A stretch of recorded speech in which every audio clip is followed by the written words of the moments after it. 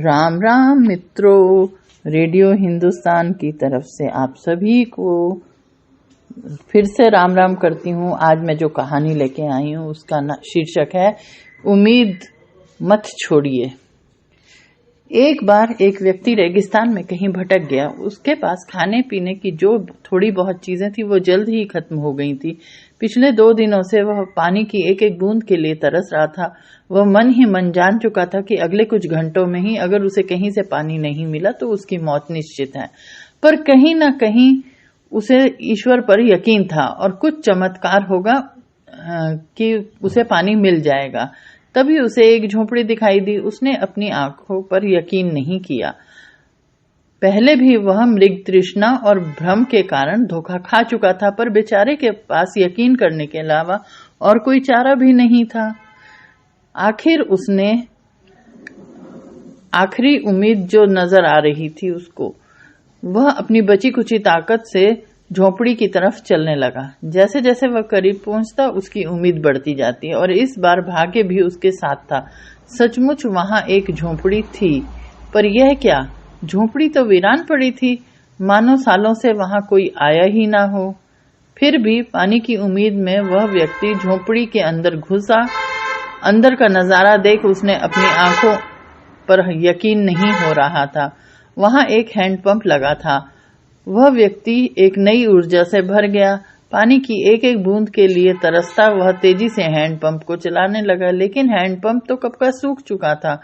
वह व्यक्ति निराश हो गया। उसे लगा कि अब उसे मरने से कोई नहीं बचा सकता। वह निढाल होकर वहीं गिरने ही वाला था कि तभी उसे झोंपड़ी की छत पर बंधी पानी की भरी एक बोतल दिखाई दी। वह किसी तरह से उसकी तरफ लपका और उसे खोलकर पीने ही वाला था कि तभी उसे बोतल से चिपका एक कागज दिखाई दिया। उस पर लिखा था, इस पानी का प्रयोग हैंडपंप चलाने के लिए करो और वापस बोतल भरकर रखना ना भूलना। अब एक अजीब सी स्थिति बन गई थी। उस व्यक्ति को समझ नहीं आ रहा था कि वह पानी पिए या उसे हैंडपंप में डालकर चालू करे। उसके मन में तमाम सवाल उठने लगे। अगर पानी डालने पर भी पंप नहीं चला तो? अगर यहाँ लिखी बात झूठी हुई तो? और क्या पता जमीन के नीचे पानी भी सूख चुका हो तो? लेकिन क्या पता पंप चल ही पड़े? क्या पता यहाँ लिखी बात सच हो? वह समझ नहीं पा रहा था कि क्या करे और क्या ना करे। फिर कुछ सोचने के बाद उसने बोतल खोली और कांपते हाथों से पानी पंप में डालने लगा। पानी डालकर उसने भगवान से प्रार्थना की और पंप चलाने लगा। 1, 2, 3 और हैंडपंप से ठंडा ठंडा पानी निकलने लगा। वह पानी किसी अमृत से कम नहीं था। उस व्यक्ति ने जी भरकर पानी पिया। उसकी जान में जान आ गई। अब उसका दिमाग काम करने लगा। उसने बोतल में फिर से पानी भर दिया और उसे छत पर बांध दिया। जब वह ऐसा कर रहा था तभी उसे अपने सामने एक और कांच की बोतल दिखी। खोला तो उसमें एक पेंसिल, एक कागज और एक नक्शा पड़ा हुआ था जिसमें रेगिस्तान से निकलने का रास्ता था। उस व्यक्ति ने रास्ता याद कर लिया और फिर कुछ लिख लिया। नक्शे वाली बोतल को भी वापस वहीं रख दिया। इसके पहले कि वह उस के पास जो बोतलें थी उनमें पानी भरकर वहां से जाने लगा, कुछ आगे बढ़कर उसने एक बार फिर से पीछे मुड़कर देखा। फिर कुछ सोचकर वह वापस उस झोंपड़ी में गया और पानी की भरी बोतल पर चिपके कागज को उतारकर उस पर कुछ लिखने लगा। अब उसने लिखा, मेरा यकीन करिए यह हैंडपंप काम करता है। यह कहानी हमारे संपूर्ण जीवन के बारे में है। यह हमें सिखाती है कि बुरी से बुरी स्थिति में भी अपनी उम्मीद नहीं